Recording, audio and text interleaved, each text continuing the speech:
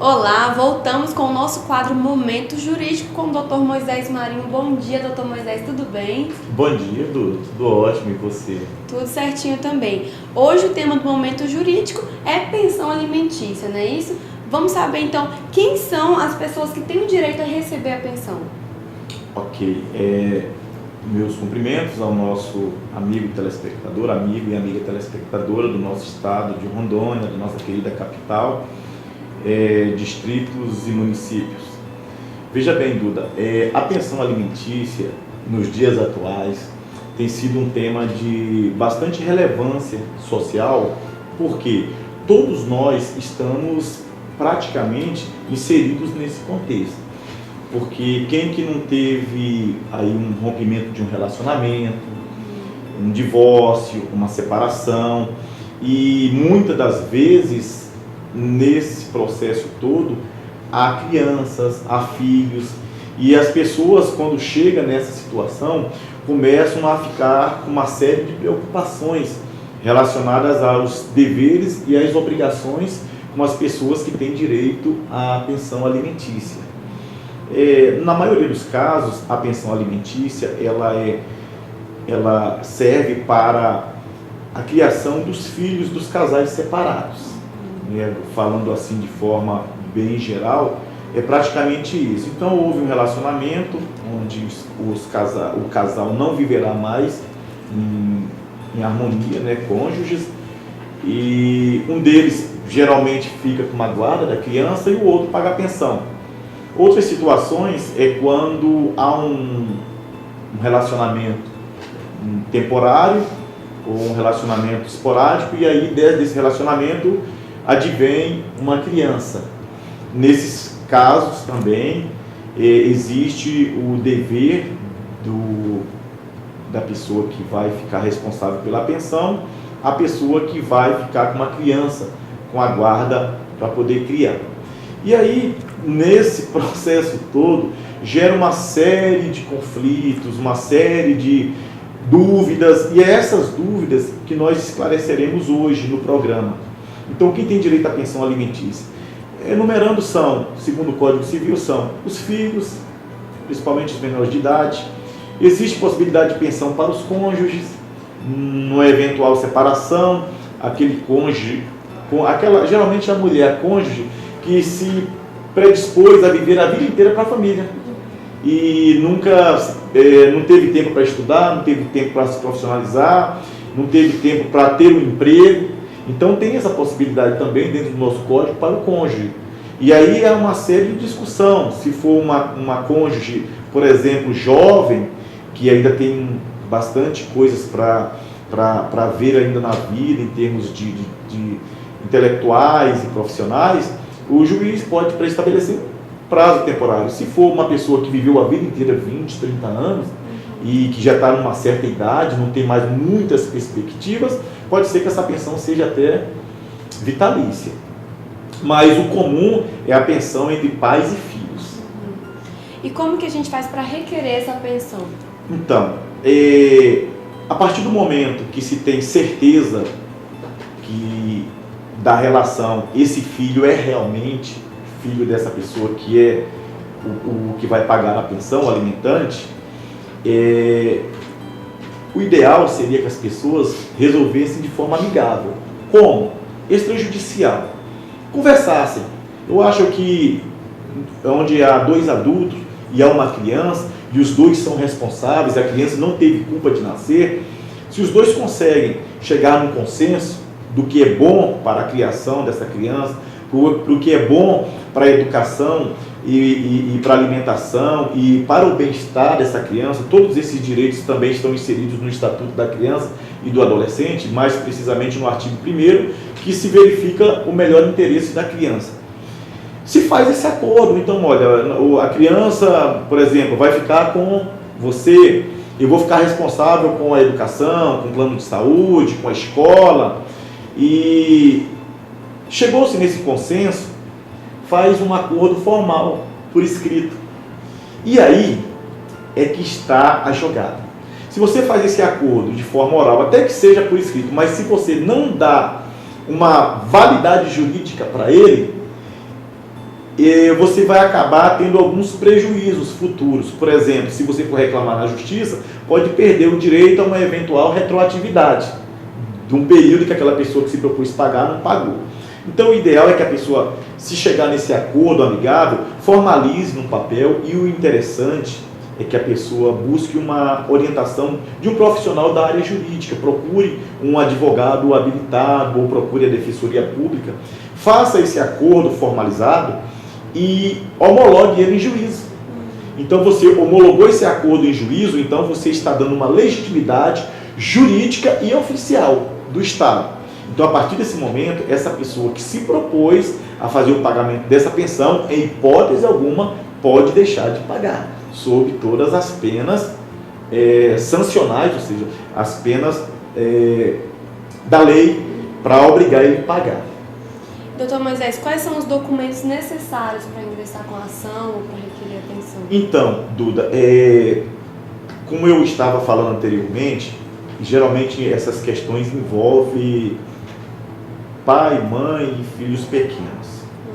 Geralmente são situações que originam-se a partir do rompimento de casamentos ou de algumas relações estáveis. Os documentos exigidos no judiciário, o principal documento é a comprovação de que é filho. Então, onde é essa comprovação? Na certidão de nascimento. Ou na certidão de casamento, o cônjuge pode levar, de repente, por alguma dificuldade, não tem a certidão de nascimento do filho, mas pode se provar pela certidão de casamento que tiveram casados e daquela relação nasceu um filho. Os documentos pessoais das partes, tanto da parte alimentante, quanto da parte que vai ficar com uma guarda. Hoje nós temos uma coisa interessante no Código Civil, no que se relaciona às famílias e à guarda, que é a guarda compartilhada. A guarda compartilhada nada mais é do que a harmonia do casal. Eles não vão ter mais nenhum envolvimento conjugal. Vamos dizer que eles vão ser amigos daquele momento em diante. E vão ter um vínculo tão somente, até porque os nossos filhos são eternos, de pai e mãe. Nesse momento, pode-se também homologar em juízo uma guarda compartilhada. Ou seja, eu vou ficar determinado período com o nosso filho ou com nossa filha, e você fica determinado período com o nosso filho ou nossa filha. As despesas nós faremos da seguinte forma. Então você vai estabelecendo de maneira que fica praticamente a criança convivendo 50% com um dos cônjuges e 50% com o outro.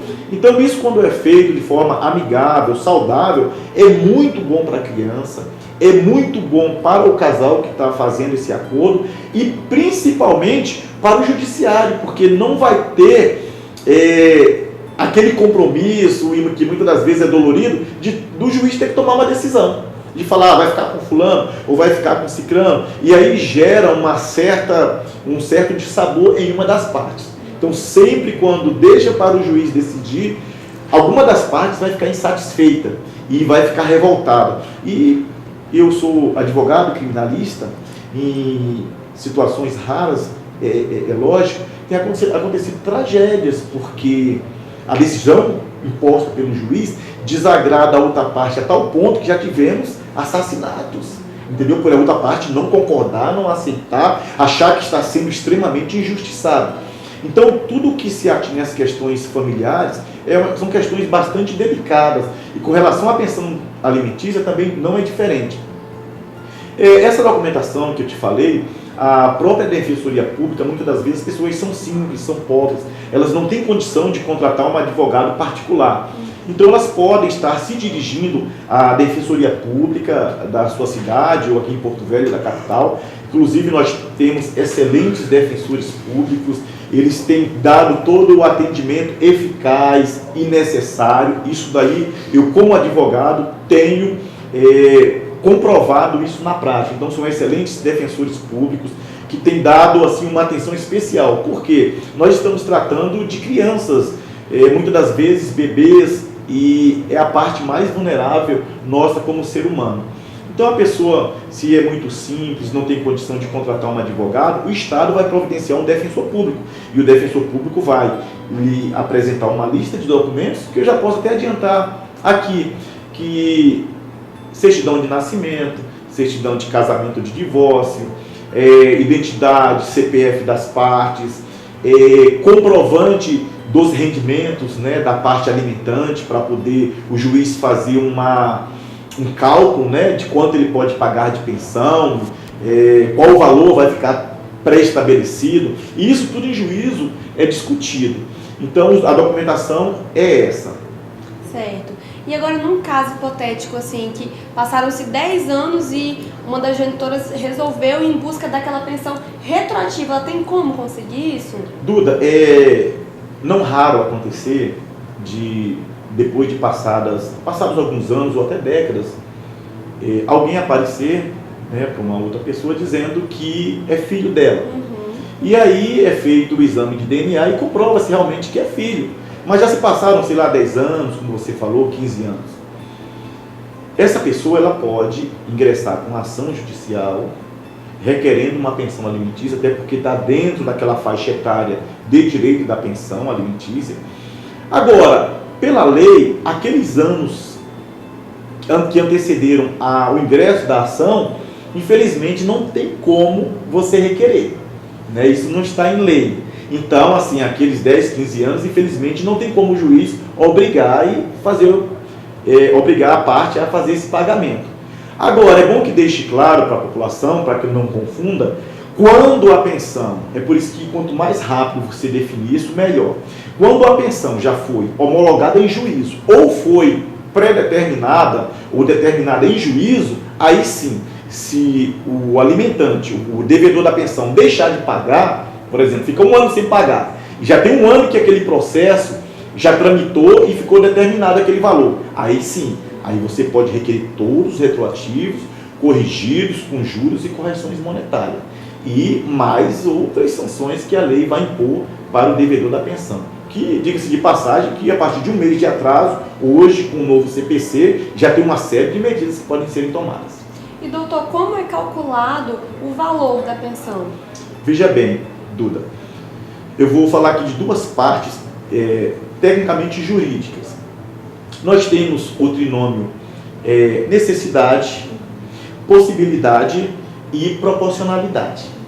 E nós temos também restringindo o binômio, nós tivemos o trinômio, né, que eu falei anteriormente, agora temos o binômio que vai definir, que é a necessidade da pessoa alimentada de sobrevivência, né, que é um direito natural de qualquer ser humano, tem que sobreviver. E a possibilidade de quem vai pagar, porque não adianta você estabelecer um valor acima daquilo que esteja nas possibilidades daquele que vai pagar. Então, muitas das vezes, as pessoas têm falado 30% do salário dele. Então, assim, no que se refere aos cálculos, isso é bastante relativo. E isso, na prática, é muito se discutido em juízo. Então, é por isso que é interessante que as partes, principalmente aquela que está requerendo a pensão, demonstre em juízo quanto que a outra parte, que é a que vai pagar a pensão, realmente ganha. Porque em cima disso, o juiz vai chamar essa parte e vai fazer uma série de perguntas, de questionamentos, e vai verificar realmente quanto que ela ganha, se ela tem outros filhos ou não, está entendendo? Para poder fazer uma partilha justa e adequada. De maneira também que não seja tão oneroso para o pagador da pensão, que ele vai viver a vida dele só para pagar a pensão. Então, assim, essa questão dos 30% é bastante relativa. Tem situações que o juiz, só para exemplificar, estabelece 12%, 10%, 13%, porque nós podemos ter uma pessoa muito simples que ganha um salário mínimo, e vamos trabalhar aí com coisa de R$970. R$300 tirando de uma pessoa que ganha um salário mínimo, 320, 330, é muita coisa, e é pouca coisa para quem está recebendo. Então o juiz vai chegar num consenso. Agora, se você tira 30%, por exemplo, de uma pessoa de grandes poderes aquisitivos, por exemplo, uma pessoa que ofere uma renda mensal de R$500 mil, então 30%, nós teríamos aí R$150 mil para o pagamento de uma pensão. É lógico que nós podemos entender aqui que haverá um enriquecimento ilícito da outra parte, isso também é combatido no Código Civil. Então há essa proporcionalidade e esse cálculo justo feito pelo juízo. E na maioria das vezes, nos casos que eu tenho presenciado, chega-se num consenso com as próprias partes. há muita discussão, briga, choro, porque as coisas de família são muito delicadas mesmo, mas chega-se a um consenso de atender realmente o interesse do alimentado, que é a criança. Doutor Moisés, e caso o alimentante, né, o pagador da pensão, ficar desempregado, quem que paga essa pensão? Veja bem, eu até vou contar um fato concreto. Houve um tempo atrás uma situação de uma pessoa que ela é portadora do vírus HIV. E ela está naquele estágio de bastante debilidade. Ela não trabalha, ela não ofere renda nenhuma, inclusive recebe um salário mínimo do INSS. A outra parte, apesar de ter um rendimento muito melhor, ela acabou ingressando com uma ação judicial. E lá em juízo, a juíza à época falou, olha, independente das circunstâncias pessoais do alimentante, a criança também não pode ficar sem sobrevivência. Então, se a mãe está requerendo, é porque de alguma forma ela necessita. Mas eu só ganho um salário mínimo, eu não tenho condição. Eu compro medicamentos especiais, alimentação especial, esse salário que eu ganho não dá nem para mim, porque realmente a pessoa era doente, com uma doença grave. E ficou estabelecido, eu acho que à época, R$150. Então, não existe como fugir da responsabilidade. O fato de ficar desempregado, de não ter renda, não tem como fugir da responsabilidade. E ainda tem outro detalhe. Se chegar numa situação tão drástica do cidadão não ter nada para oferecer, essa pensão ela é estendida aos avós. Então, aí a responsabilidade vai ser dos avós da criança. Então, ele não tem condição, está desempregado, já foi preso, né? Inclusive pode ficar até 90 dias preso numa prisão civil, e não tem para onde correr para arrancar nada da pessoa como pensão, então os avós já vai assumir a responsabilidade. Inclusive, nós já tivemos casos que apareceu na mídia nacional de uma avó presa por falta de pagamento de pensão alimentícia. Né? Uma idosa ainda por cima. E esse chegou nessa parte de ser preso. Quando que chega nessa fase da pessoa ser presa por não pagar a pensão? Veja bem, eu vou até aproveitar e falar para o nosso telespectador alguns detalhes dessa prisão. Muitas das vezes se confunde a prisão por falta de pagamento de pensão alimentícia com uma prisão penal, uma prisão de um processo penal. E como eu sou criminalista, eu tenho a obrigação de esclarecer isso. Gente, veja bem, a prisão que existe por falta de pagamento de pensão alimentícia é a única que existe no Código Civil, porque é uma prisão civil, não é uma prisão penal, e essa prisão também jamais vai constar como antecedentes criminais para o cidadão. Isso não vai constar em maneira alguma. Ela só serve mesmo como uma medida extremamente rigorosa e drástica para obrigar aquela pessoa que deve a fazer esse pagamento, a entender que o filho dela precisa sobreviver, precisa se alimentar, precisa vestir, precisa estudar, e que ele de alguma forma tem que buscar algo para prover essa alimentação. Então é por isso que existe no Código essa prisão. É uma prisão civil, de no máximo pode vigorar de 30 a 90 dias, na maioria das vezes 30, estourando 60 dias, porque daí a família dá um jeito, os amigos e tal, e resolve. Mas o máximo são 90 dias. Outro detalhe, essa pessoa que está sendo presa por prisão, por falta de pagamento de pensão, não deve, em hipótese alguma, ser misturado com presos comuns. Então não pode, em hipótese alguma, ser misturada com presos que cometeram, sei lá, furtos, assaltos, homicídios, etc. Não pode. Isso é proibido por lei. Então ela deve ficar em um ambiente, ainda que seja numa área de presídio, separada, isolada dos demais presos. Geralmente fica, eu não sei se é o caso de Porto Velho, eu acredito que não, em Porto Velho eu acredito que seja no presídio provisório. Mas tem algumas situações que fica até em cela de delegacia mesmo. Na falta de um presídio com celas separadas. Doutor Moisés, para finalizar agora, quais são as medidas jurídicas que obrigam o pagamento da pensão? Olha, advindo o novo CPC, que é o Código de Processo Civil de 2015, nós tivemos aí uma série de mudanças que só melhoraram para a criança, né? Para a pessoa que tem direito à pensão alimentícia. Veja bem, se a pessoa tem um compromisso e não paga, ela vai ser oficiada pelo Estado, por meio do oficial de justiça, para efetuar o pagamento. A partir da primeira parcela, a partir do primeiro mês de atraso, ele já pode sofrer algumas sanções. Por exemplo, o juiz dá um prazo né, na maioria das vezes, de 10 dias para efetuar o pagamento. Caso não efetue o pagamento, ele já decreta a prisão.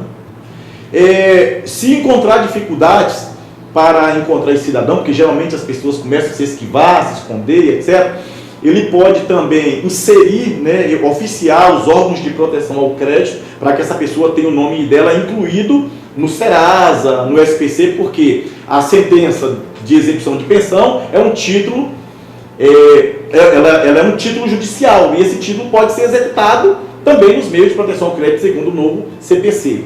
Outra situação, que daí a jurisprudência tem, pelo olhar de vários juízes país afora, visto a possibilidade, inclusive, de caçar a carteira de habilitação. Já que ele não pode pagar, ele também não tem dinheiro para botar gasolina nem para comprar um carro.